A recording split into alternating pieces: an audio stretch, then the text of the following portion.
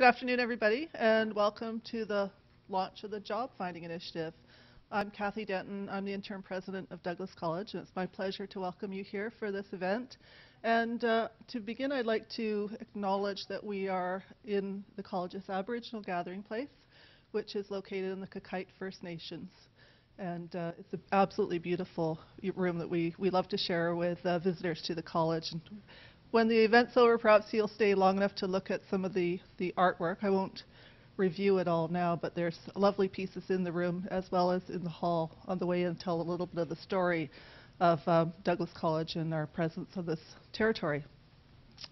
This initiative is supported by the Skills Development Employment Benefit Fund from the Ministry of Advanced Education. The funding was given to public post-secondary institutions to support people with disabilities to help get them into employment. And every institution had to come up with some kind of a project or plan to contribute. And it couldn't just be something they were already doing. It had to be something different because the funding wasn't just going to be there to augment existing budgets. So at Douglas College, we chatted about what to do, and we decided to invest the money in ways where we could train people who work with individuals who have mental health problems so that they could be prepared for employment, get into employment, and maintain it. And Douglas College has a long history of working in supported employment. We have been doing work in this area for many years in the Faculty of Child, Family, and Community Studies. And some of you may know people such as Lori Woods, I can't see right now in the room, but I'm sure she's here somewhere organizing something, and Sandra Plishis, and out there she is, who have been involved in this for many years, and more recently in the Faculty of Humanities and Social Sciences, the Psychosocial Rehabilitation Program, which was developed by Dr. John Higginbottom here, has been also involved in this field, and Regina Casey works very closely with him and others as well. So we have had a long history in the field of supported employment. We can see the value in it. And here to introduce the topic today and to share with you why we chose to focus on this important project is John Higginbottom. And before I introduce you, John, or I'll hand over the mic, I want to just say that John is now faculty emeritus at Douglas, but he's contributed for so many years. We won't let him get away from us at all. We keep bringing him back. And this is one of the initiatives he did as he was trying to exit from the college. And the reason why he is so valuable on this project and others is because he works extremely closely as a very strong advocate of people with mental illness and changing the system to support them. And so we are very fortunate to have him here. All of the provincial and national initiatives he's involved in, yet he still stays and plays a big role in helping Douglas College. We're really lucky to have him. So over to you, John.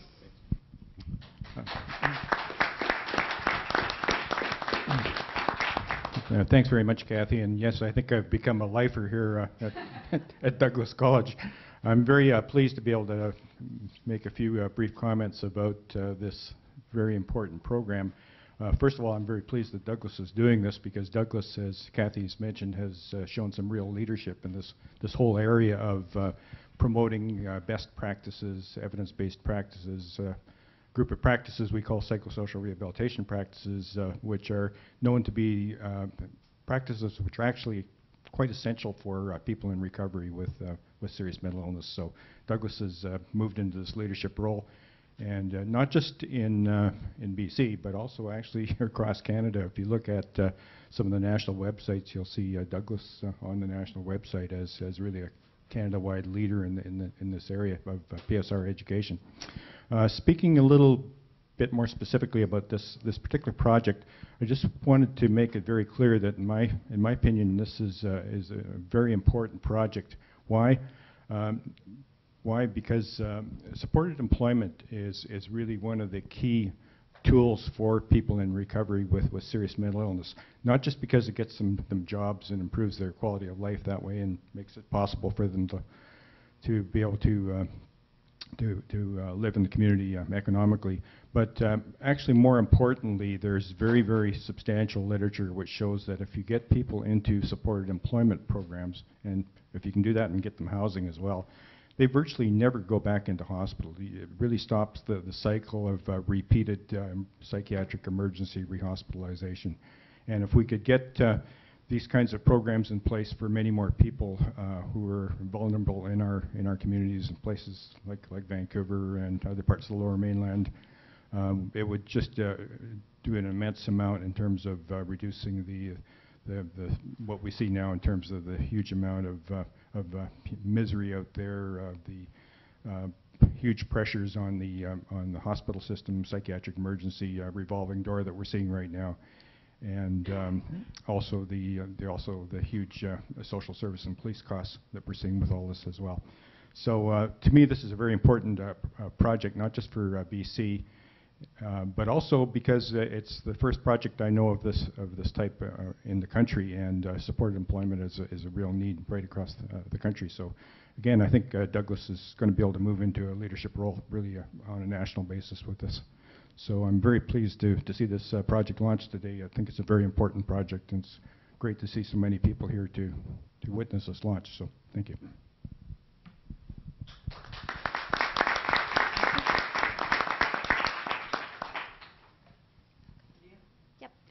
So thank you, Dr. Denton and Dr. Higginbottom, for a very warm welcome. We're just going to spend a little moment and show you about a 3.5-minute video that we hope will situate the latter part of the afternoon.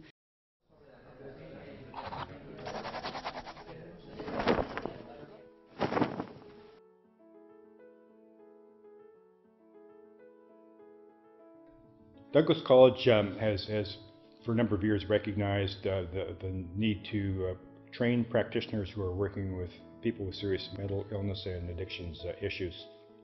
And we started by developing the graduate diploma program in psychosocial rehabilitation, which provides practitioners with up-to-date, evidence-based, effective techniques for working with people with serious mental illness and addictions. The job finding project, which we're now launching, is another aspect of this mission to really train practitioners working in the mental health and addictions area. And it focuses on an approach called supported employment. This initiative will equip people working in supported employment settings with the skills and the knowledge really to provide the best possible support and training to their clients. So at Gaston Vocational Services, we are a public, community-based health service that helps individuals with multiple employment barriers reach their potential and find meaningful employment in the community. When I came to Gastown Vocational, I had as ongoing problems with obsessive compulsive disorder and depression. You know, I had lost a lot of ambition in my life, and the expectations of what my life was going to look like as far as working and being part of society and making a contribution, and you know, rolling like everyone else does, getting up and going to work and having a life outside of the unwanted thoughts and the rituals and the compulsions. David is a perfect example of how employment can enrich an individual's life. It increased his confidence level, it increased his independence, it put some more money in his pocket, and it just really helped with his wellness in general. Our clients want to work, they're able to work, and their lives are enriched. And it just underscores the need for it. More services, more financial supports to help train practitioners and help clients to meet their goals. Douglas has been recognized as being in a leadership role in the education of practitioners in psychosocial rehabilitation, and this initiative, which will work with individuals in supported employment situations, is another aspect of our commitment to providing people working in mental health and addiction services with the best possible skill set to work with their clients. Going back to work has been wonderful. I feel like I have a purpose. I have a duty to perform, that I'm needed, and that by being needed, that I feel like I'm participating in society.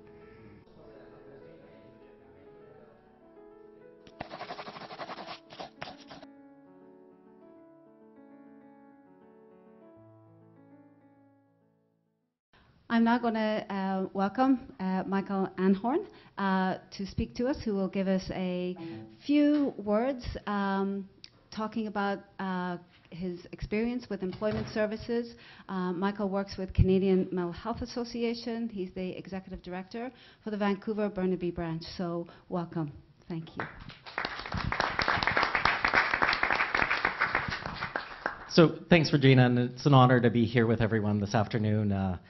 I've been with the Canadian Mental Health Association for about 2 years, and I came out of government, and prior to that worked in the nonprofit sector for about 10 years.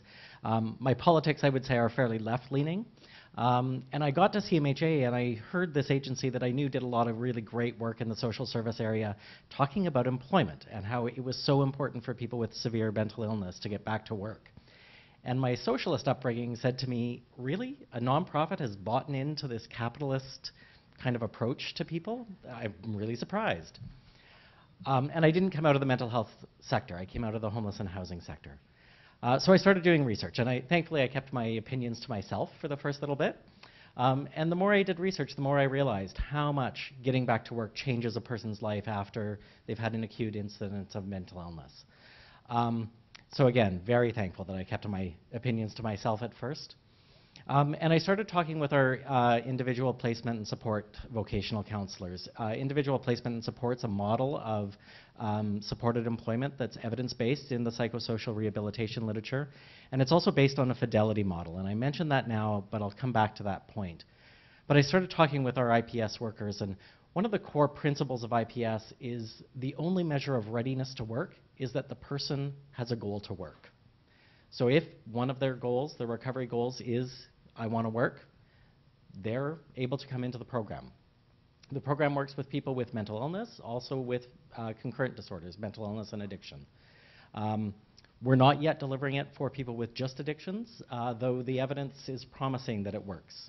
But for right now, we deliver it to people with severe mental illness and addiction. And I was talking to our staff, and actually one of our previous staff is here in the room, Catherine. I hope she doesn't mind me pointing her out. And Catherine told me the story one day of a woman that she had been working with. And this woman, when she first, I'm going to call her Sharon because it's hard to refer to people without a name, so that's not her real name. But Sharon came into Catherine's office, and when Sharon first came in, she looked pretty disheveled. Her teeth were kind of in rough shape. She was diagnosed with severe mental illness, lived with delusion almost all of the time, and she also used drugs, street drugs. And like I said, she looked pretty disheveled. And in telling the story, Catherine said to me, you know, when she first walked into my office, I thought, oh dear, I'm not sure she's going to be able to work. But Catherine was and is a very seasoned IPS worker, and she knows that the people that you least likely think are going to find a job will be the ones who find a job. And IPS works in competitive employment. So they walk alongside a person to help them get a job that they have to interview for, apply for, and then work alongside colleagues. So it's not necessarily with other people with mental illness. So Catherine sat down with the woman and said, so what is it that you like to do? Because that's a great place to start for work. And the woman said, well, I like to be outside. So Catherine said, okay, so we know we're going to look for a job for you that's outside. And Catherine started working with the woman, with Sharon, to build her resume, to prepare her to do interviews, to help her find jobs to apply for. She found a job to apply for and applied for it. Catherine and Sharon prepared for the interview. And the interview was at Playland. And the job was for cleaning up outside in the park. Interviewed for the job and got it. And every day, Sharon showed up on time, sober, and ready to work. And as Catherine checked in with Sharon over the first few weeks and the months that she worked there, Sharon talked about how much the job meant to her, because she could see and had a sense of accomplishment. She would walk into an area and it was dirty. She got to clean up. And as she was cleaning up, the people around her were having fun, and she felt that she was contributing to their enjoyment and to their fun. So she felt a sense of accomplishment and contributing to other people's enjoyment of the park. So that's a small example of the work that individual placement and support does every single day.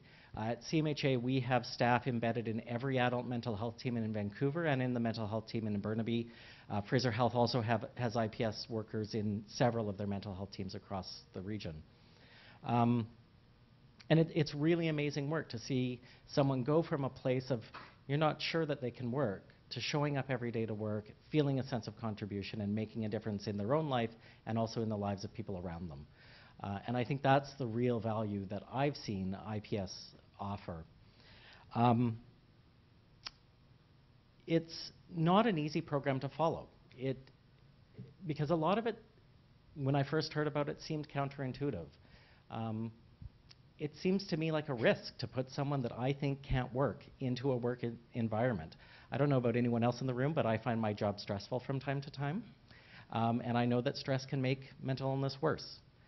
And yet, every day we see people getting jobs that make it better. But our staff struggle with, oh, are they really ready? Should I be protecting them? And the model quite clearly says no. And there's a phrase that our counselors talk about, and that's the dignity of risk. And that's part of the model of IPS, that there's a dignity in risk. And when our clients, the people we work with, encounter situations that might be perceived as failure or stressful, our counselors stand beside them and say, what do we learn from this? How can we take this forward into your life as a learning? So it helped to reframe it from stress into learning. And even with that, the model's very evident, it is very evidence-based, and it's quite narrow in what it does. And our staff are quite continually coming to us saying, oh, maybe we could do this, or maybe we could do that, and want to make changes to the model. And it's a fidelity-based model. It's very well documented in the literature, and the literature is really clear. The closer you follow the fidelity, the better outcomes you get. And the outcomes we get are that we place between 50 and 55% of our clients every year into competitive employment. So it's not insignificant outcomes. And like I said, we work in the mental health team, so it's with people with severe mental illness. And as an agency, we've wrestled with this a little bit, because I know that one of the ways you engage staff and keep them engaged is to engage their creativity. In a fidelity-based model, that's not always easy, because you can't change the model easily. So what we've come to in our organization is to say, if we've got an idea of how to change the model, then we need to develop and seek funding for the research. So we haven't done this often, but it at least gives an avenue for creativity of our staff and a way that we hold ourselves accountable for building the model, not just changing it without proving that what we're doing works or doesn't work. So that's the model that we've developed. We've been delivering it for 12 years. I maybe said that. And it's been really successful for us. And like I said, not without its challenges. I think running an evidence-based, fidelity-based model comes with a lot of challenges. And it's been a real privilege for me to work with our IPS staff and see them struggle with that and maintain or surpass the outcomes that are outlined in the evidence. So thank you for your time, and good luck with the rest of the afternoon.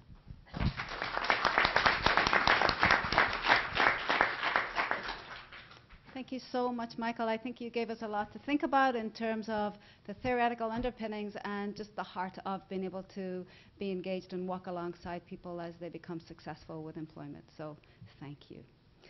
And so now it's my happy task to introduce the next part of this afternoon, and that's the part that you get to participate in.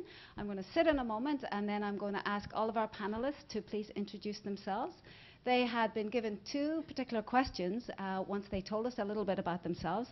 The first being, what works well in terms of helping people get and keep jobs from your perspective, and what could be improved? And I think once you hear people's backgrounds, you'll, I think, get a good sense that we have something very unique happening in this room this afternoon. And that being that we have people from very different backgrounds, people who provide services in very different contexts. And I believe, from my perspective, this is the first time that we've really done this in this way. So I'm very excited to see the conversation, and we look forward to hearing from you as well. So if I may please pass it to Dr. Bailey as the first person who will introduce himself. And I'm going to pass the mic. Thanks. Thank you very much, and thank you for inviting me. I'm Tony Bailey. I'm the Chair of Child and Adolescent Psychiatry at UBC, and I specialise in autism spectrum disorders, and since moving to Canada, in fact, majority of my patients are adults, reflecting very few services, particularly for able adults with ASD. We just introduce ourselves? Well, it'd be nice if, as you wish, but I was thinking maybe you could just answer the two questions and then we can hear from everybody. Okay. Thanks. So, for me, one of the significant positives is that there are events like this going on, because I think throughout the developed world, employment for people with mental health or disabilities has quickly risen up the political agenda. And from a government perspective, it's easy to understand why. So there are no figures for Canada, but if I extrapolate from figures for the US or UK, the cost of ASD to the Canadian government is probably about $15 billion per annum, of which about 13 to 14 billion is incurred by adults. And about 45% of those costs are attributable to lost employment. And that is made up of two components. One is any sort of disability payment that is made to the individual, and the other is loss of income tax revenue to the government. I'm illustrating with ASD, but the same principle applies across the board. So getting people into work is good for the economy, but even better for the individual themselves. So the client group I deal with is more an issue of getting people into work for the first time, not getting them back into work. And when I'm not managing anxiety in this group of patients, I'm spending a lot of time helping people find work, usually by working with other organisations. I think a second thing that's working very well is the fact that people don't have to travel far anymore to get to a Work BC office. There's one within walking distance of most people, and that makes it much easier, I think, for people to access the help they need. And the third area was one mentioned in the film, is the existence of very specialist services such as Gastown employment. So I currently have at least 4 patients who receive help from Gastown. But if you don't live in Vancouver, you can't access Gastown employment. There is no other service like that in the province. In terms of things where we could be doing better, the staff at Work BC see everybody, which means they can't be experts in everything.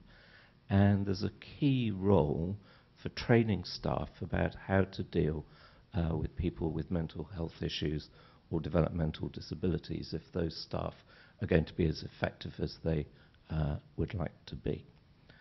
A second issue is, I think, that for my client group, getting people a job is only the beginning. They often need a lot of help in the first few weeks, understanding the social aspects of the job, understanding the unwritten expectations, and making sure that the company that is employing them knows enough about ASD to be accommodating so that the person can show what they can do. And there are very few individuals or agencies that can provide that on-the-job support. I think the final area where we could do better is we need to be more ambitious for individuals. It's great that we're getting people in to work, but I see many instances of the lowest level job being deemed to be good enough because someone has now ticked a box that the person is employed. Many of my patients are a lot smarter than me and could be doing extremely high-level jobs, but that requires society generally to be seeing that people can make a significant contribution and that it's worth putting in the effort. Your turn. Okay. Thanks, Tony.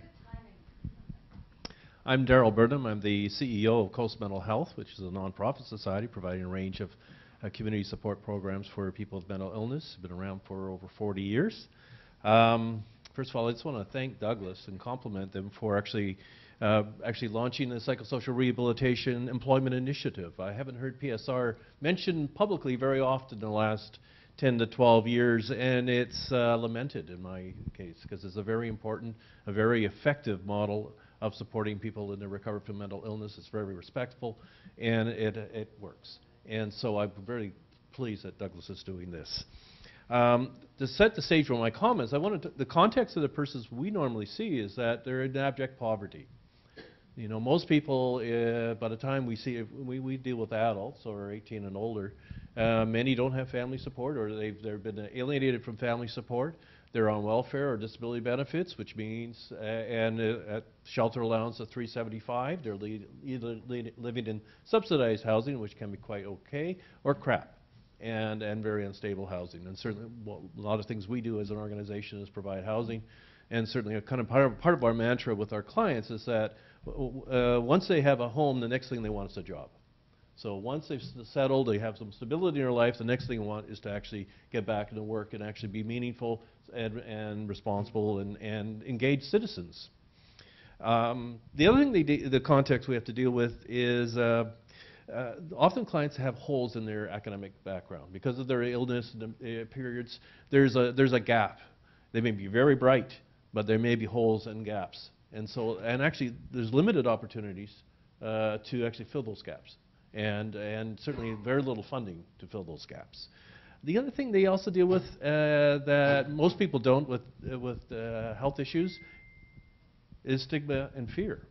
And stigma of others, but also their own self-stigma, that they actually devalue themselves and actually use that as a cloud or a restraint on their opportunities. And so those are the things we as a field have to deal with. So what's doing well? First of all, I think one of the things that I'm always remarkable is the resilience of persons with mental illness. And that actually allows people to overachieve despite the barriers and obstacles in their way. And so I'm really pleased with the strength that's demonstrated all the time.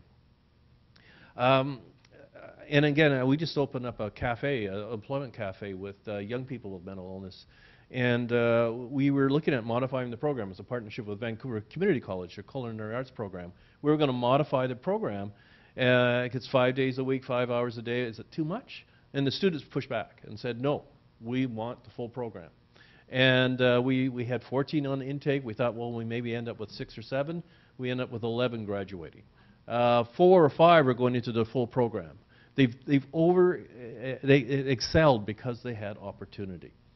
And they saw that as something that they could grab onto, and they saw that important. So that resilient, people to respond to opportunity is so important.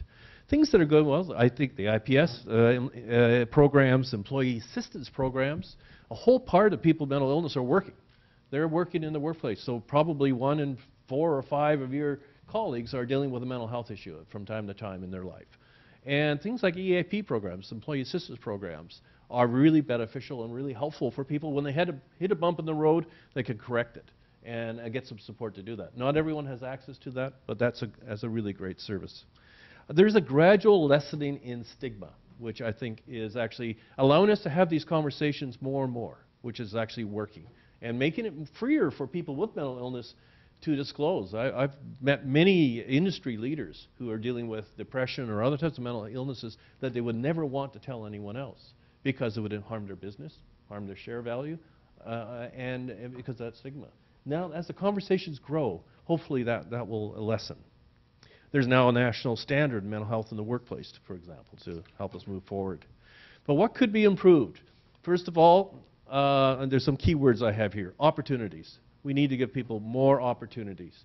I think it's often we default to the often easy jobs or marginal jobs, but we have people with more talent, more capacity than that. We need to provide more hope, because our own expectations that Michael talked about can be a barrier. If we think you can't achieve, you're not going to achieve. It's going to be a barrier they have to overcome. We need to have hope and have that optimism and move forward, and I think the whole field needs to do with that. And a lot of this is built into the PSR principles. I think the Ministry of Social Development needs to give itself a shake, because they provide some basics, but they also have their own structural barriers. You know, there's an earnings exemption of $800 a month. It's great that it's $800, it's gone up, but it's also a ceiling, and it's a ceiling on opportunity. And it almost should be a disability pension, so that someone has a disability, and so people can move as far as they can. And maybe you tax it back if but you deal with it that way rather than having to policy that. The other thing that MSD does, if someone needs to come to college for a semester or two to actually get a career path, we're going to get funding from that. You know, we certainly find that with our culinary arts program. We had to fundraise for the funding to pay for the training. You know, and that should be the value in getting someone back to the workplace is so great that, you know, it's cost effective to have that funded publicly. And I think I've gone on a little bit too long. So I guess understanding of accommodations. I think one of the things that often is a barrier from an employer point of view, because employers can open their doors wider if they want, is the fear of accommodation. Oh, I have someone with a mental health issue. My workplace is going to be in disarray. And most accommodations are very minor, quite reasonable, and many other people would not have a clue that there's a special accommodation for someone's disability as a result.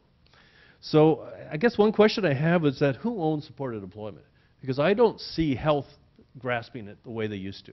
I actually think that, frankly, health is under assault in their budgets with all the inflationary costs. And so the issue of supported employment, is that medical? Is that a health option? You know, I hear these questions talked about. And I actually think that it's a great investment in recovery and for persons with mental illness, and that would be something that needs to happen. The last thing is I'm really thankful for Douglas for resuscitating PSR. So thank you.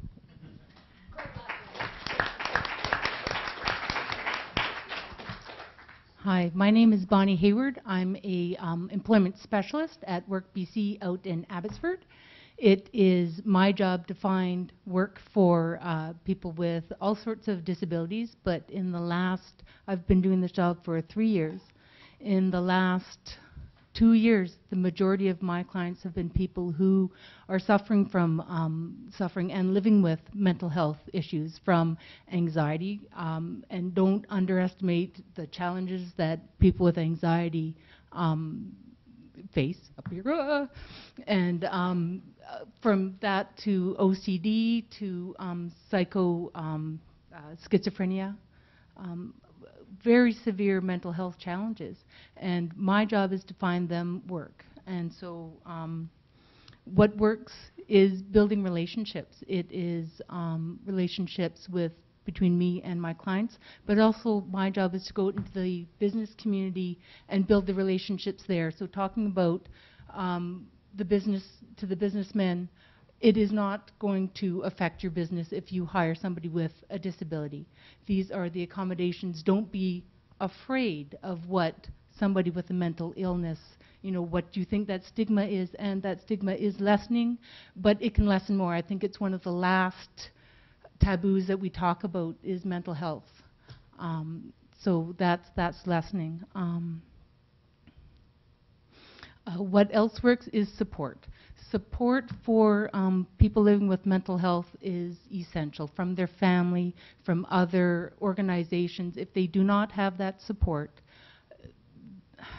trying to find them work is more than an uphill battle. They just don't have the basis that they need to go to work. And what doesn't work, again, or what needs to be improved is, again, building relationships with businesses. There's only so much that my client and I can do. Here's the business, here's us. It's a partnership. It is absolutely a partnership. So we need to work with the business community. We can't find them jobs unless there's jobs in the business community that we can go to. So let's not underestimate where we're going to be finding them jobs. And absolutely, we don't put them in a janitor position if they are an engineer. It's easy to slot them in. Oh, you're detail oriented. Guess what? You get to stock shelves. That is actually a very detail-oriented job, but maybe they can do more than that. And I do agree that we need to see beyond what our limitations for them are. Oh, let's just get them a job. Good, you're off my caseload. On to the next. But let's take their interests and their abilities into case too. That's what we need to look at. And something else that needs to be improved is more customized employment specialists. I work part-time out in Abbotsford, and it took them a long time to find me. And the reason they finally found me is because I moved down from Terrace into that position. In Terrace, I worked with Chris Arnold, and there was 2.5 full-time people in a town of 18,000 doing my job, and I'm part-time for Abbotsford. So just a note out there, that's something that we need. And the training that Douglas College is coming up with is amazing. That you can't go wrong with lifelong learning. Good afternoon. I'm Susanna Gurr. I'm the Managing Director at the BC Centre for Employment Excellence. I'm really happy to be here and to take part in this very important initiative. And I think it's clear to everyone here that employment jobs, it's a very important factor in the recovery process. And I love this quote, so I'm going to have to say it even though it's out of context. Employment is nature's best physician and is essential to human happiness. And this was said by a physician, surgeon, and philosopher in the Roman Empire, Galen, in 172 AD, a very long time ago. And I feel like a bit of a cheater here. Everyone here works front line, do really important work, and I don't do that. I'm a researcher and evaluator, but the resources and the support that we provide to practitioners, I think is very valuable. And I've heard someone mention in terms of training and being aware and understanding, so you can apply the competencies and your knowledge in helping the clients you work with. For those who don't know what the center is about, we were established in 2012 with funding from the province and the federal government to act as a research and knowledge sharing organization for service providers and practitioners in the employment service sector in the province. Our mandate is not only to carry out research and innovation projects, but also to connect with practitioners to share knowledge and best practices about employment services and programs. And some of our main methods to get the information out to you is through our website. We have a knowledge clearinghouse with over 250 articles with links to the original resources, and also through a very popular free Lunch and Learn series. And from the traffic on our website, we know the information about disabilities, that's really popular. Also popular are the professional development and training opportunities. And I was really glad to see Sarah up on the video because earlier this year, we did a 3-part series with Gastown Vocational Services. Mariella and Sarah were our presenters. And if you haven't seen these webinars, they are fantastic about best practices. They mention about why employment is important, some of the competencies and skills that are needed. I'm going to get this wrong, PSR, they did mention that. And also the 3rd series was all about supported employment and how to apply it. And it's a wealth of information with lots of links and resources as well. And I just want to share work I did in the Downtown East Side. I worked on a 3-year evaluation in the Downtown East Side, and something one of the participants said to me that actually made a lasting impression. And as you know, in the Downtown East Side, many of our participants they lived there for a very, very long time, on income assistance for a very long time. Many of them were active substance users, mental health. And in one of my earlier focus groups, one person said to me, not that he wants to work, but I need to work. And that actually has has been on my mind for a very long time. And I know in the work and employment that we do with other vulnerable populations, that is very key. What works well? I'm not going to talk about supports and services, but maybe something that actually is a little bit different than what Darryl said. He mentioned the earnings exemption with people with disabilities. I've worked in this area for probably 30 years looking at earnings disregards. It's a timeless issue. How do you make work pay when you're on income assistance or disability benefits? And I was actually involved back in the early 80s when the 25% earnings disregard was put in place and did some of the evaluation. And we saw impacts from that in terms of more employment and more income. But that changed over the years. And I think at one point there, the clawback was quite substantial. But in 2012, the ministry raised the earnings exemption to $800 a month for people with disabilities. Then last year, they did it as an annualized for, I think so for a single person, they would be annualized would be $9,600 for the exemption, $12,000 for a family unit with one person with disabilities, and $19,200 for a family of two. And in the work I've done with intermittent employment, especially people with mental health, sometimes there are months they can work, some months they can't. And this actually allows that flexibility, even though it's a small change apparently, but I have heard that there's been some very significant impacts in terms of employment outcomes and also income. So I think it's very important to keep making these small changes because they could actually result in larger impacts. And it's also really important to keep working at how do you make work pay because they are very real incentives. And then finally, what could be done more? I think in terms, I'm just going to mention a few points. Best practices, what works and what doesn't work, and really getting out there and helping encourage and promoting the sharing and the learning from each other. Because I think it's quite magical when you're actually sitting down in a room and you're talking about this is what I do, this is what you do, and then you realize that, oh, you're validating some of the work and it feels good and it actually motivates you and you find that passion again.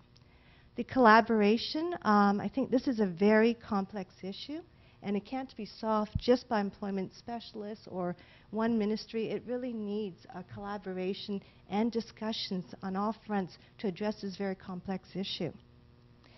And again, in many of the work I do in education and health, early intervention and prevention. And again, here, I think just making the awareness, the understanding, so these conversations can happen. So you're not dealing with when things are really bad and trying to actually support those conditions at that time, but to actually prevent them.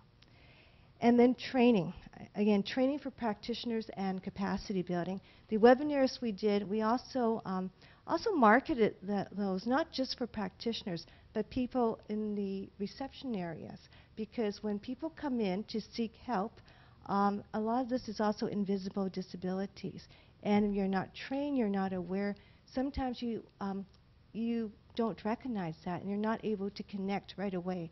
And that first connection and that trust is very, very important in the employment process. And finally, I think to get away, it is about individuals, but I think having the population health approach is also very important as well. So it's very good to see some of the national strategies that have been talked about or implemented. So that's it.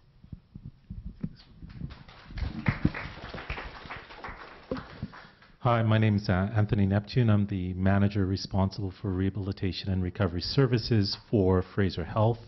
It's a regional role, and so in that role we've got internal rehabilitation staff, occupational therapists, vocational counselors, recreation therapists, and other staff that are working to support people in the area of psychosocial rehabilitation. And then we also work with a number of contracted agency partners that I have responsibility for overseeing those contracts and those services where we contract for service delivery, so across the health authority. I won't go into all of the other things that I might have responsibility for to bore you, that'll bore you.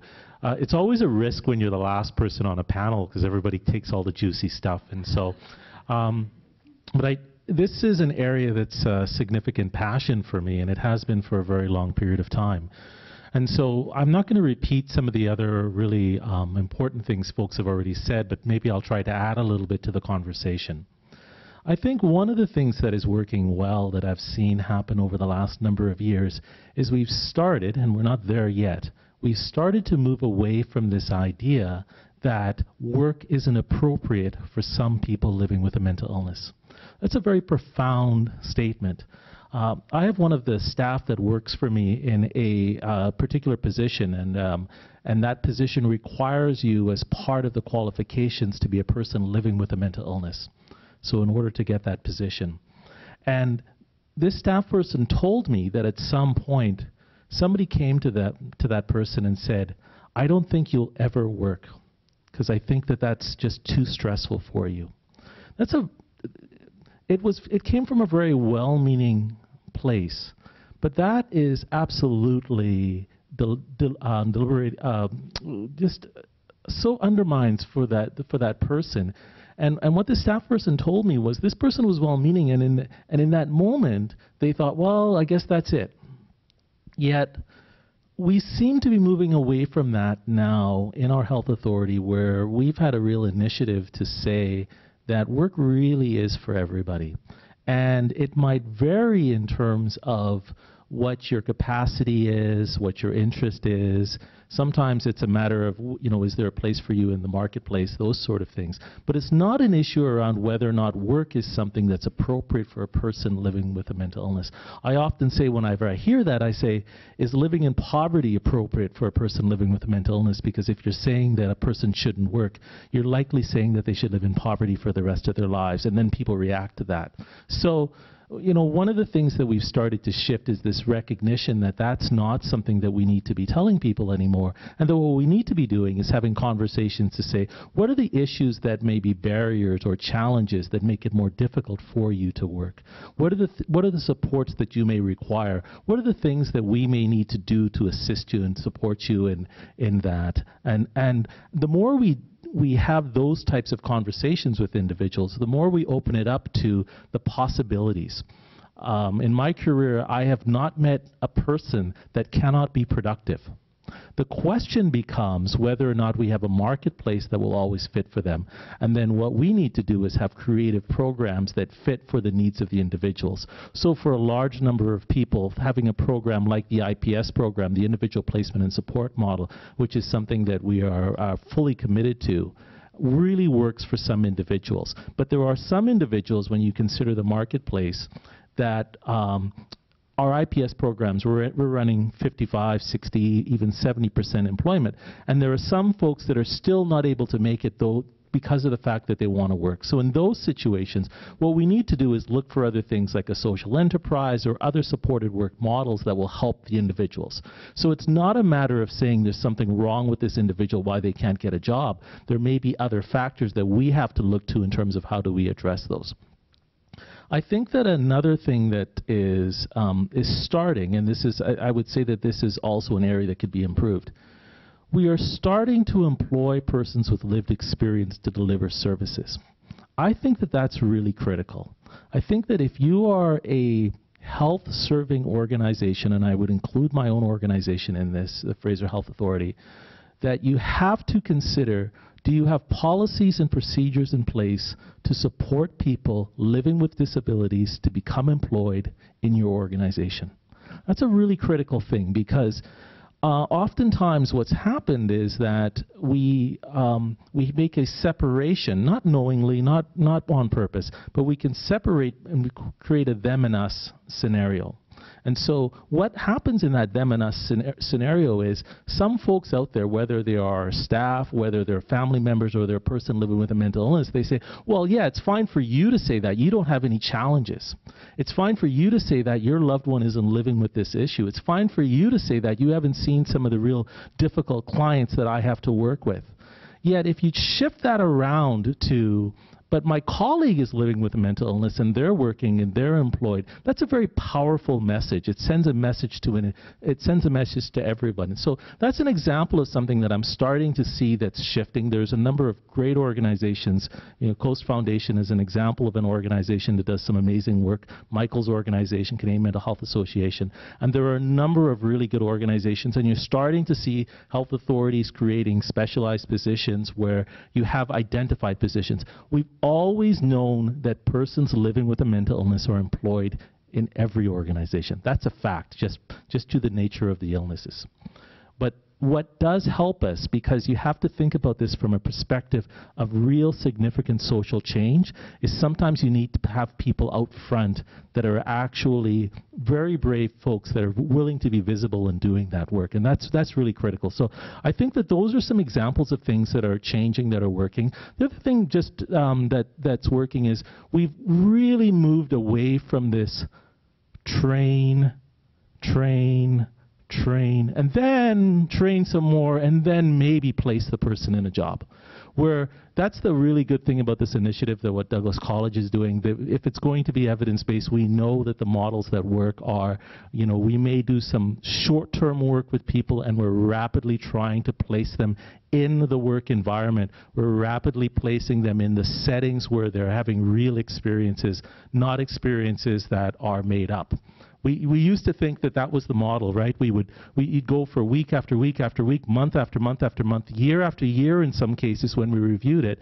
And we said, does that actually lead to a person getting a job? And the numbers were really, really low. Yet when we go to a model like the IPS program or other supported work models, and we're supporting individuals in real jobs, what starts to happen?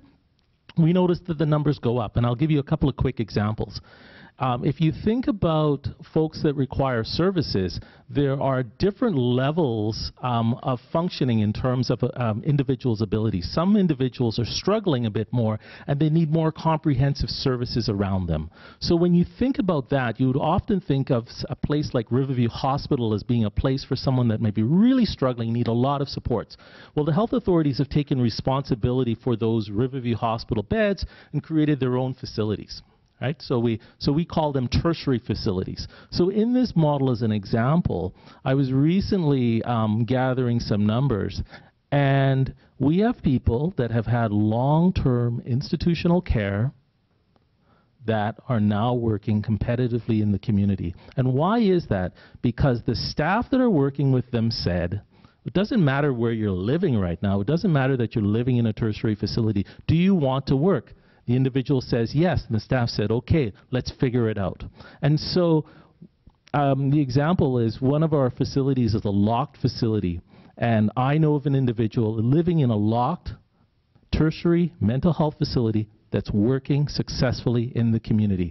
If that's not an example that anybody can work, I don't know what is. And so it's not acceptable for us to say that because an individual might be facing a number of challenges and might need a number of supports, that they can't work. It's really a question of, have we figured out what types of support that individual might need, as opposed to making a judgment about whether or not, due to the nature of your illness or your symptoms or those sort of things, or your past history, right? You haven't worked for 20 years, or you've lost some jobs, or et cetera, are those reasons why you can't work? So those are all some things that we need to do to challenge ourselves.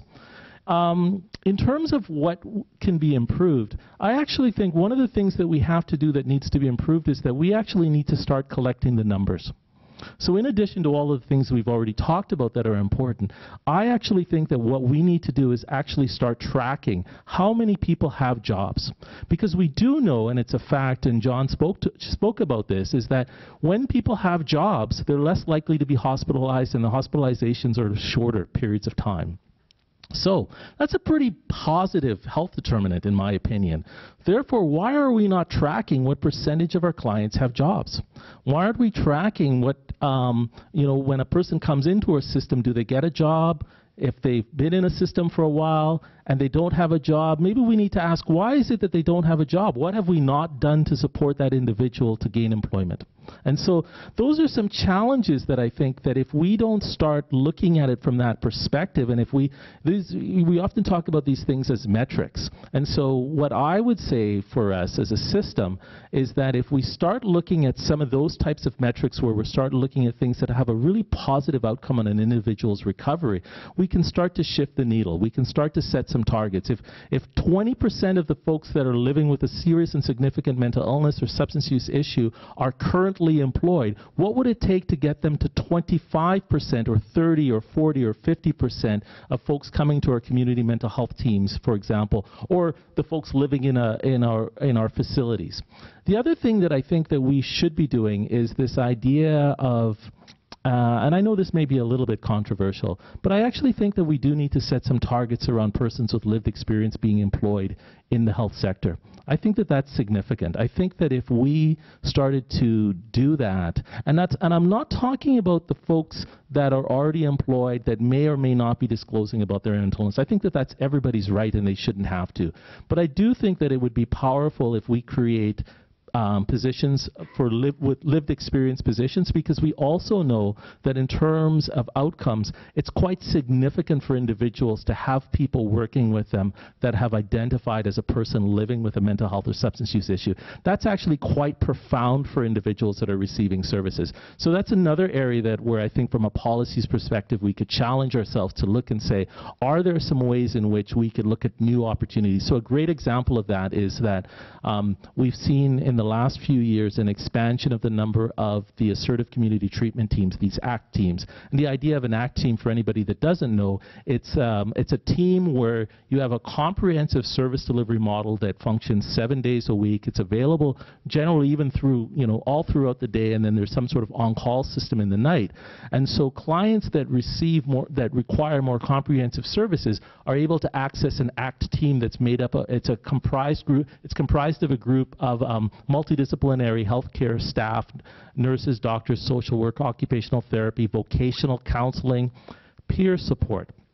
It's an example of something, and so there is an example of a model that can really work well with people, and I know that our ACT team staff are able to support those clients and able to get jobs. And it's oftentimes the vocational counselor, the peer support worker, the occupational therapist, the team working together with the individual, and I think that that can be really powerful. So those are a couple of things just to add to the conversation.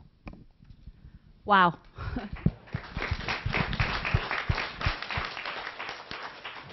I'm not sure of you, people in the audience, but I'm certainly very much in awe of the expertise and very respectful to many colleagues at this table that I've worked with for over 2 decades. So it's really a treat to have you come and share your experience and your learning with us today. I want to pick up just before I open it to the floor. Susanna mentioned a series of webinars on her site, and so really what we're trying to do here today is build on that expertise and build on that learning already out there. So hence this opportunity to really engage an eclectic voice at this table this afternoon, and that, as you know, is the launch of an additional series of 6 webinars that I hope that you had the chance to pick up the list on your way in. So we look forward to having you participate on those webinars and to advancing best practice and knowledge within this field. So thanks again to everybody for their heartfelt considerations of what's working and what could be better. And allow us to please maybe just open the floor, and if you don't mind, maybe just telling us your first name, a little bit about where you work, one or two words where you work, and then if you have questions, we'd love to hear from you, please. Pardon me? Somebody trying to get in. Well, let's make that happen. Welcome. That's okay. Hi, Connie. That's okay, Connie. Don't worry. Thank you. Sure. So we thought we might hand the mic around. And then if you can let us know if you have questions for particular panelists, then they can just pick up the mic as well and answer. Thank you. Thanks. Hi, my name's Catherine, and I've worked in supported employment for a long time. And I've developed this theory, and I wondered if I could have a comment or any ideas around research. People who are dealing with significant mental illness and often addiction issues, it's been my experience that people start with those very intro jobs, service industry very often or something similar. And then what I've noticed over time is those individuals often go on to, I want to do something more, and then they want to train and so forth.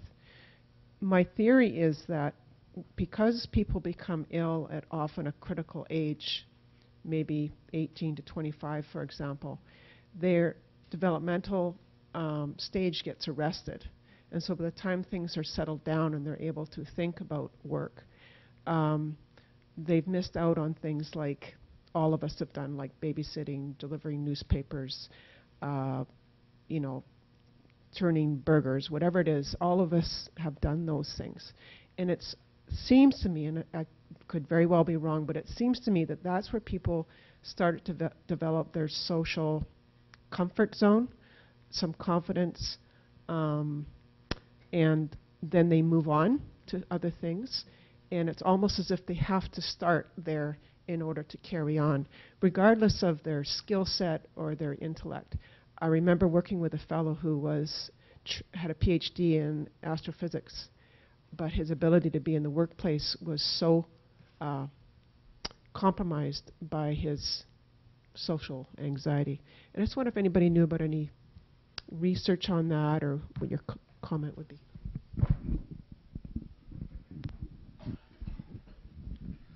I think that's, is this working? That's a very important point that applies across a wide range of mental illness and developmental disabilities, is that people become stuck.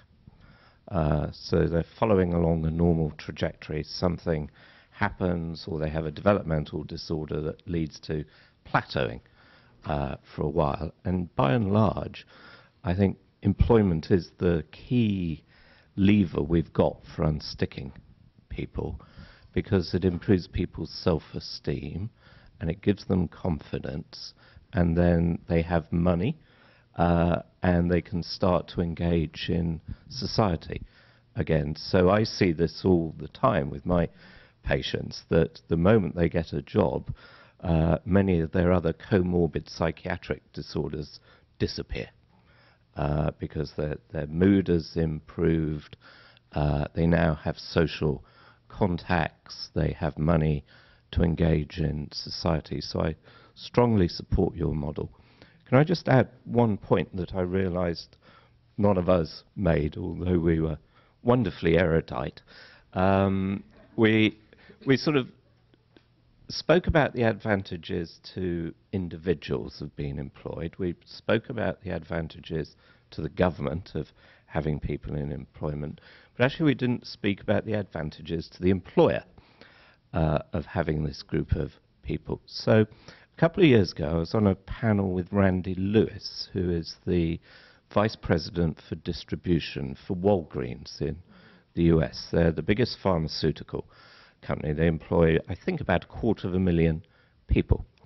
Randy has a son with autism, and he persuaded the board that when they open their next 2 distribution centres, because effectively they have a distribution centre in every US state, that they would employ 10% of people with disabilities in these 2 distribution centres.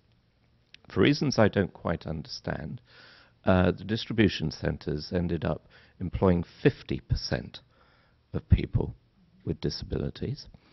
And these 2 distribution centres are now the 2 most efficient distribution centres in the whole of the Walgreens network.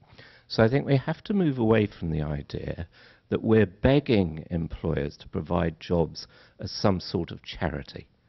They're doing it because it should make economic sense. But to follow up on Anthony's comment about the impact on other employees, the work satisfaction of the non-disabled employees in these two distribution centres was the highest in the whole of the Walgreens company. There was something about having to be supportive to colleagues and being helpful to people that actually increased people's work satisfaction. So it cuts both ways, really. Thank you. And I would add to that, having worked on a mental health team for a long time, we shall say, just witnessing the peer support initiative that Anthony spoke about. So deliberately hiring people who live with a mental health issue to deliver services. And initially, that change was not that welcome in truth. So some of my colleagues would say, well, this is not going to happen and I'm not going to work here anymore and so forth. But I guess just to cut a long story short, people have gained a lot. We know that people who deliver services, myself included, often we may be the people who make stigma worse for people. And that was a very concrete initiative to help people like me learn that things are possible, to help me change my mind that, yes, we can hold this possibility of people being employed, and not just employed for the sake of employment, but holding and keeping meaningful employment, which I think is something quite different. We talked about having the possibility of people holding good jobs, but I think having meaningful work for all of us is about the dignity of being human for all of us, so it really helped us. Other questions or comments? My name is Julianne Kirk. I'm with ABS Service Services. We have the WorkUC offices in 5 communities in Lomona. I'm also on the board of directors of the Tri-City Chamber of Commerce. And in both of those roles, I have a lot of interaction with employers. And I think this is, I don't have a huge amount of experience in the employment services sector. It's only been 2 years that I've been working in this role. And what I guess my comment is more of a comment than a question, and it pertains to what Dr. Bailey was talking about. Employers really have this idea that they'd like to hire people with disabilities, but I think their definition of people with disabilities is really, really way off. We just had a hiring fair with a bank that I'm just going to remain nameless. Very good intentions, but they wanted to have a high number of people with disabilities. But the expectations of what the employees had to do was they had to be able to do absolutely everything that every other employee would be capable of doing, plus. And any accommodations they would make might be possibly physical, but probably not a wheelchair, because some of their places are not wheelchair accessible. So, and I just said, well, what is your definition of a person with a disability? So I guess it's more of a comment that the challenge that our job developers have, and that we have marketing our services, is that there are all these benefits to hiring people with disabilities. And one of the biggest, I'm going on just a little bit here, sorry guys, but one of the biggest challenges that a lot of employers have is with employee turnover. It costs a lot of money. And there's all of the data that says that people with disabilities will stay in a job longer, they might need a little bit more coaching and training. So I don't know what your thoughts are about how do we get the word out, how do we spread the word about the benefits so that it doesn't feel like it's just a charity job. I was always jealous of the United States for their Americans with Disability Act, which is actually legislation that actually promotes positive employment initiatives like that, and says there's an expectation of employers to employ persons with disabilities. And we don't have that in Canada. You have a Human Rights Act, which is a little different, but it's not a kind of an obligation. And actually, nationally, I thought there was requirements for nationally regulated organizations. And this organization, that's what they're trying to do. They're trying to meet their quota. Their idea of what a person with a disability is somebody who maybe has a crooked finger. Yeah. But it doesn't impact their ability to type, right? Yeah. Yeah. I'm not sure, but I do think that they have to. We have to find a way that the employers open their doors wider, and because I think the benefits can be immense for all of us. There is something called Rotary at Work, and I think Rotary 50/50 Club is doing something very similar to that. That's what they're promoting, is business champions talking to other businessmen about why it makes business sense to hire people with disabilities, and it is spearheaded by Mark Wafer from Ontario, who owns a bunch of Tim Hortons, and he found that his turnover decreased when he hired people with disabilities. The enjoyment of everybody else who were working with him, with the other employees, increased. So he goes and makes the business case. So there is that. I was also going to mention Mark Wafer. I had the pleasure of meeting him as well, and he said what's really important is having an employer talk to an employer. That's when they really connect. It's messaging and experience from another employer. The other thing we're trying to do, and it's a small initiative, and trying to bridging and bringing people with youth with disabilities with employers, because as someone once said to me, it's kind of magical when you bring and bridging that connection and having those meaningful conversations, then magic could happen as well. And it's again, these small nudges, trying to make more progress in this area and making those connections and having those meaningful conversations and seeing where they can lead to. So yeah, I was going to say something similar. So the only thing I would add to that is that groups like the Canadian Mental Health Association do programs like Mental Health First Aid. And those sort of programs where you go into employers and you talk about the fact that a significant number of your workforce are already folks living with a mental illness. And so what we want to do is talk around what are your strategies to retain those employees, because you've invested you've made a significant investment in those employees in terms of training them and mentoring them to be able to do the functions of whatever your work site is. And then the other piece is that there is an opportunity there for you. And so I do think that it's really important to be talking about the opportunities. I've had conversations with employers, and they're very similar to that, where they'll say, okay, we want to employ people, but they have to be able to go at this pace. And so one of the things that can work, I find, is if you say, depending on the individual, because of course some of the folks that we're working with very rightfully don't want to disclose, so that's fine. But in situations where people do want to disclose, the ability to say, so you're already investing a significant amount in these employees, and what I'm offering you is not just the employee, but I'm actually offering you a support system for that employee. So for example, some of our vocational counselors have developed relationships with employers where the employer will say, okay, something's going on here, we're at a certain point, I need some help with this. And now this only works in those situations, of course, where the employee has chosen to disclose, and so we would never expect that. But in cases where they do, that ability to market it as not only are you getting this employee, but you're getting support, so that with some of your other employees, that there just may be issues and they just go away and there's a cost to you. In this situation, you've got some built-in support, because one of the things that we know with a PSR model that we've known for a very long time is that ongoing support piece is really critical for people. So that idea that for some individuals it's just a check-in, right? It's just a person that they can check in with. And for some individuals it's that ability to feel really, they're feeling really anxious and they have someone to call and help debrief that situation, or the person that calls you up and says, well, I'm quitting on Monday. Right? Some of our staff have this situation, right? It's Friday, 4 o'clock, they get the call, I'm quitting on Monday, I've had enough. And then it's like trying desperately to get in touch with that person and talk to them. Don't want you to quit on Monday. If you can meet with me on Monday, maybe you can quit on Tuesday, but let's just talk on Monday first and let's see if we can address this. And so that marketing part to the employer, where it's that here's the benefit that you're going to get, I think is one of those things that we shouldn't be shy about that, because it's a dollar and cents thing.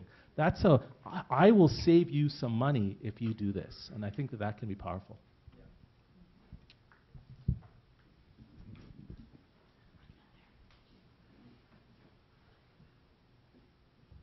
Good afternoon, buenas tardes in Spanish. My name is Francisco. I come from Tri-Cities Mental Health Center, Substance Use Service. I did it right, the new name. I work for the adult team at Tri-Cities Mental Health, and I am a clinical counselor, and some of the clients who are on PWD are afraid that if they get a job, their pension is going to be taken away. So there is a role that we play in educating them and assuring them that even if they get reviewed, the PWD, the psychiatrists and us will support them not to lose their pension. The other brief comment is about a client that I'm not going to mention the name, of course, a 25-year-old gentleman that wanted to work for a financial institution, and he went through all the steps, but because 6 months previously, the psychiatrist had certified him under the Mental Health Act, which is called the PINK, and the police was called, even though he didn't have history of aggression or anything else, purple dot we call it. The guy, when he went to the interview and he did the criminal record check, he hasn't done anything. He went under the Mental Health Act in an ambulance and they called the police, but the police put in his record, so he didn't get the job. That was a huge disappointment until the CLS worker, luckily, got him with a rope in a tree. And the CLS worker, Helen, called me and we intervened, of course. Now, he is working, he's going to work. He went through the Canadian Mental Health Association barista training for a part-time job, and he's going to start working at the BGH. So I just wanted to mention that because I know this is about employment, but how a person who has been acutely ill and needed the support of the ambulance or the police can be blocked of any significant job. Thank you. A great question. I'm not sure of any. Thank you, Anthony. Most of the folks in this room that are familiar with working in employment services, we've unfortunately heard those sort of stories. Not only are people being prevented opportunities for jobs, it's also impacting schooling. So I've heard stories, unfortunately, that people have been barred from getting into particular programs. The good news is that our privacy commissioner has taken this up for BC. And if you're on the website, you actually see that that's prominently displayed as one of the areas, and there's a real question around this shift in policy. This was an RCMP shift. This was a decision that the RCMP made nationally that they did that has had a significant impact across the country. It's a bit more negotiable with municipal police forces, where we see that municipal police forces, you can have conversations and they can shift some of their practices for those are the ones that were going down that route. So I actually think this is a human rights thing. I think that this is a situation where a person has a health issue.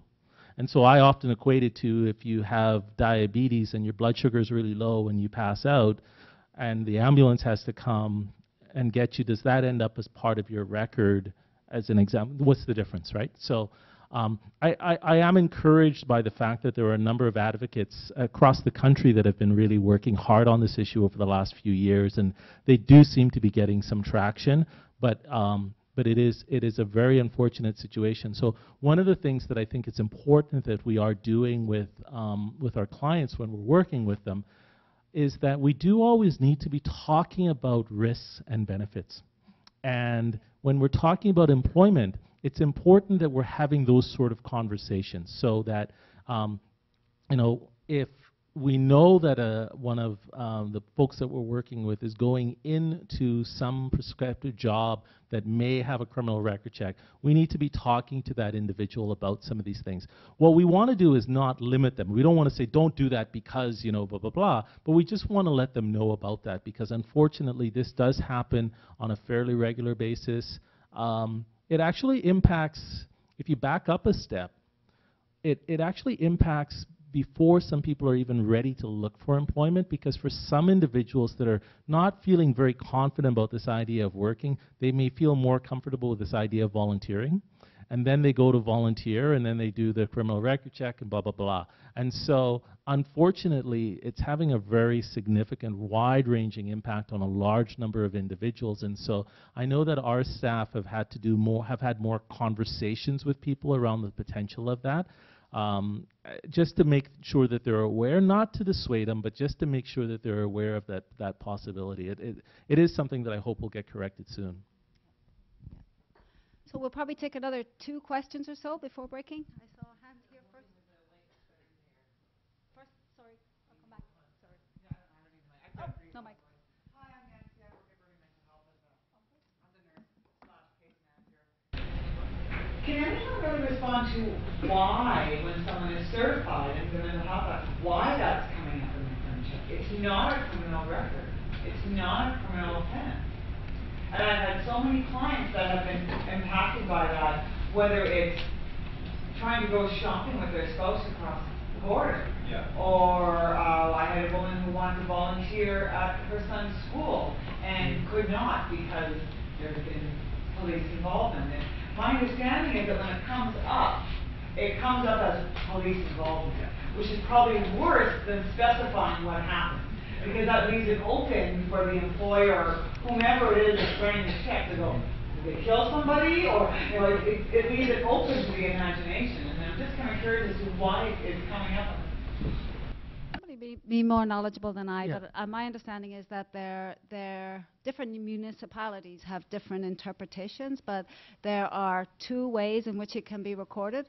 And so maybe, Anthony, you're more familiar with this, or Darren than I, but I believe that what they're trying to do is very much change that.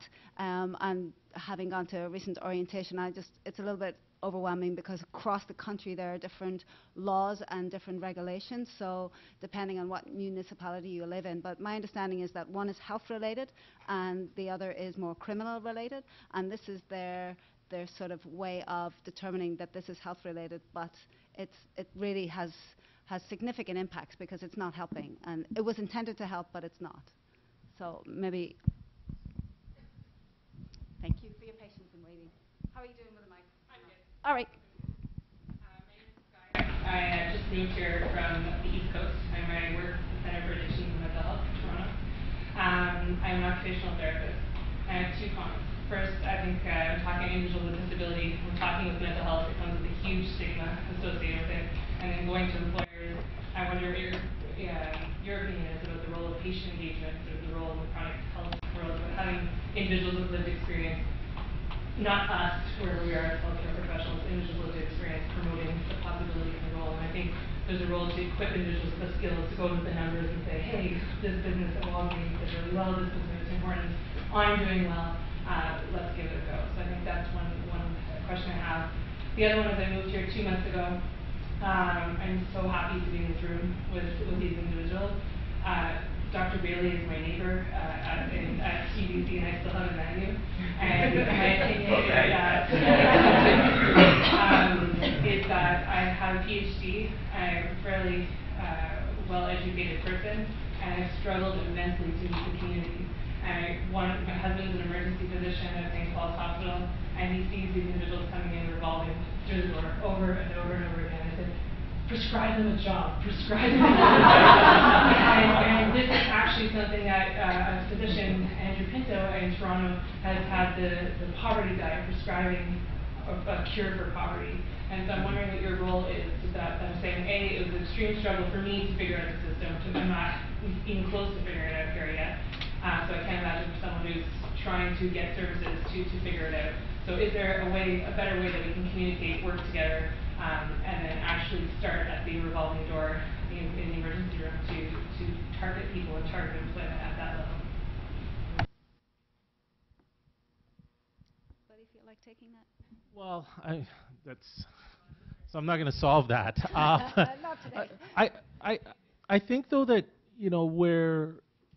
where we are making some success is that where we do have our ACT teams and that they're engaged in our emergency departments for the folks that are coming in all the time, that's where we're picking up some of those folks. But I do think that this is a real we're part of we're in the early stages of a significant shift. I actually don't think it was that long ago the staff person I was talking about that had their physician say to them that that they'll never work again.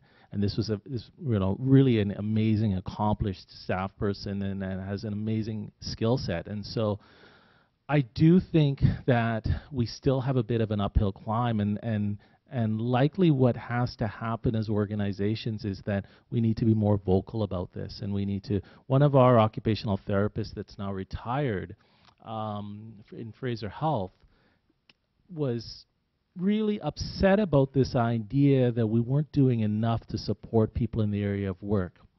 And she said, my schedule is really limited. I don't have a lot of time to do this. And she thought, how can I start to shift it? And she came up with this poster, and it's called Why Work? And we've spread them throughout our health authority. We've got these little posters, and it's why work. It's some of the benefits of working and things. And the idea is to just put that little nugget in people's mind, and in terms of the individuals coming in to receive our services and within our own staff group. But we've had to have conversations at our leadership level to say, at a senior leadership level for our portfolio, are we making work a priority for the individuals that we're serving? And I think that we need to do some policy work as well. And so I think that part of it is going to be around the great work that many of you that are in frontline roles will be doing. But I also think that there's a need for those of us that have an opportunity to influence policy and direction to really be. And I think that needs to come from different fronts. I think it needs to come from places like Douglas College. It needs to come from the health authorities. It needs to come from leaders of great organizations like Coast and Canadian Mental Health Association and other organizations, where we're actually starting to talk about that in a way that shifts it, so that we say, what exactly are we doing in this area? What exactly are our targets? And how are we meeting the targets? What are we doing? Because we know that if we started to set a target, for example, and we said if we were reviewing how many people come into an emergency department, a number of people, you may not know this, but a lot of people come to the emergency department and aren't admitted. Right, we see them in the emergency department, we triage them, even for someone coming with a psychiatric illness or someone coming with a substance use issue. There may be other places that are more appropriate for them to receive service. And so when those staff are engaged with those individuals, if we started to track what's the level of employment or unemployment with those folks, it would actually give us a really good picture. There's something that we could do from a policy perspective. Then we start to ask the question, why is it that we're finding that such a high number of people that are not employed are currently coming into our emergency departments? These are some examples of some things I think at a policy perspective that we can start doing that would really start to shift our approaches. And so that's some of my just off the cuff suggestions. This is a battle some of us have been fighting for a long time, and I think part of the answer is if we can get some changes in policy at the government and certainly at the health authority level. And a big part of the problem is also education. I'm not just talking about education at the front line and for practitioners, but education for the decision makers and the policy people in the health authorities.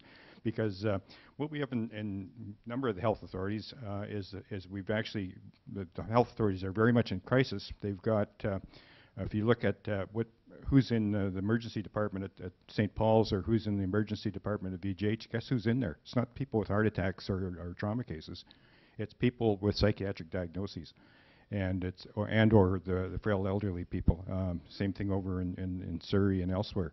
And so what's the solution to that? We know how to do things better, and this is just one, supported employment, IPS, is just one example of a type of intervention which will very significantly reduce psychiatric rehospitalization rates. ACT teams, which were mentioned earlier, even in third world countries, they'll reduce the revolving door by 50%. It's well known. Ontario's really invested. They've got 84 ACT teams in Ontario right now. It's really really a significant element in their community mental health strategy. So we know how to do things better. Supported housing is another key area, and there's been a lot of attention lately to that one as well. And again, there's very reliable information. If you put people in supported housing, put them in housing first and support them in there, guess what? They don't break down and they don't go back in the hospital.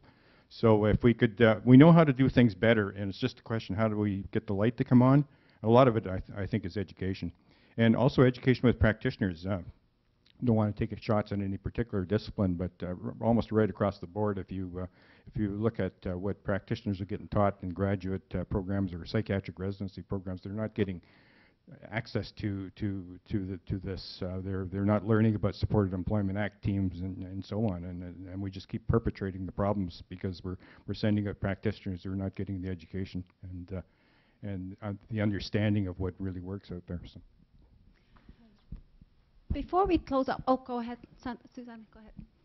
I just want to, I think it is a very complex issue, and I think it's highlighting that you really need the collaboration among many key stakeholders, not just Ministry of Health, but the ministries involved in employment, education, and having these true collaborations. It's going to take time, but it's got to start somewhere, and then collectively, I think the leveraging, the collective thinking, and having a more integrated system in order to actually to address some of these issues. I think that's really key for me. So just before we close out, I just like to take a moment to just ground this last conversation, because I think Anthony's really challenging us to think about standards. And in order to think about standards, I think we have to understand what is the baseline that we're working with. So the first hand that I see is going to win this little bunch of flowers. I know it's kind of sad, but anyways. And I'm going to ask you to please come back to think about Michael's presentation. He provided some numbers of the number of people who are currently employed as a result of the independent placement and support program he's engaged in.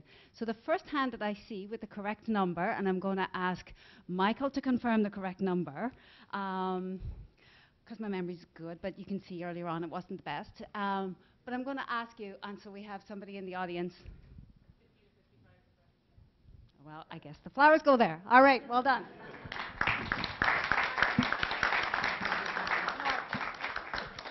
I'll pass that over in just a moment. But I have a second question.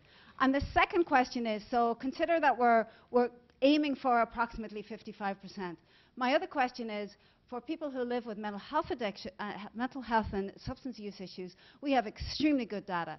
Can you tell me what you might think in terms of the percentage of people who are currently employed with a mental health and addiction diagnosis? So we're going to 55. We're hoping for that. Maybe 27. 15. So, what do you get? I'm so sorry. That's a little bit more colourful. But you get a little Douglas College memento, and we thank you kindly for But I think as we really are trying to set those bars, I think we really have to try and understand what are the figures we're dealing with, and how do we begin to consider that within our organization. So I'm just going to stop. I know our president, Dr. Cathy Denton, would like to say a formal goodbye, but from my perspective, thank you so much for being with us this afternoon and playing, because we were playing, I think.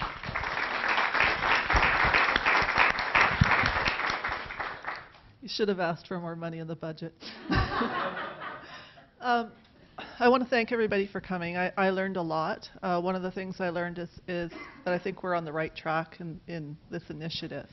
And the people I think who have been brought together in this room already do an awful lot about that. And what I think that we all have, and what I think is needed, is to take some responsibility to take the message out to the people who weren't here, to employers, to let them know some of the statistics or some of the interesting things that are going on, the success stories that we've heard, and where opportunities may arise to be bumping the messages up. There is a need, a desperate need, I think, for some kind of high-level policy analysis to look at the implications of some of the small decisions that are made for reasons that have nothing to do with the bigger picture, like to take a much broader perspective, system-wide perspective, and to do more to integrate people and to invest in this employment support as a not just an individual person strategy, but an entire system strategy. I think that please pass on your experiences to others. Let's share what's happened here. We've recorded it. And I think that we will be sharing it with the ministry. They actually were going to come and launch the initiative, and the minister had a conflict and couldn't come. But they are very interested, and of all of the projects for this particular funding, this one piqued their interest as soon as they heard about it, they wrote a press release, and this was months ago. I'm waiting to see this rolled out, and I think today was supposed to be the day, but since it didn't happen with the minister actually being here, we're quite hopeful that it will happen in some other form. Now, every time I've gotten out and attended an event like this, and there is an opportunity to mill about, I find that I connect with people and then something really good happens afterwards, that there is a partnership or an MOU or something that happens. And so I hope some of you will stay. Do we have food? We have food. and maybe the food will help. To give you a context to meet each other, you have heard from our panelists. They were wonderful. My congratulations to the planning, putting together such a wonderful group. Some of you ought to be spending your entire lives doing advocacy work because you're very good at it. And maybe you're already doing that. But the other thing is that in meeting with people, I want to point out that we have the two deans that are responsible for the initiative that we're doing at Douglas College right here in the room, Catherine Carlson and Brian Thomas Peter. And if they wave their hands so you can see them when you're having fruit and cheese or whatever we've got, please chat with them about what we're offering. Douglas College is trying to bring webinars and materials to help people get training. If you're already trained, maybe there are some other people you can refer to our webinars or others in different contexts. And we would love to get more people, even if they're not working with others, to be aware. You know, this is a consciousness raising exercise as well as actually giving the training to people. And I think that it was just incredibly valuable to me to learn and to know we're investing in the right thing. So thank you very much for coming and spending the afternoon with us. Thank you.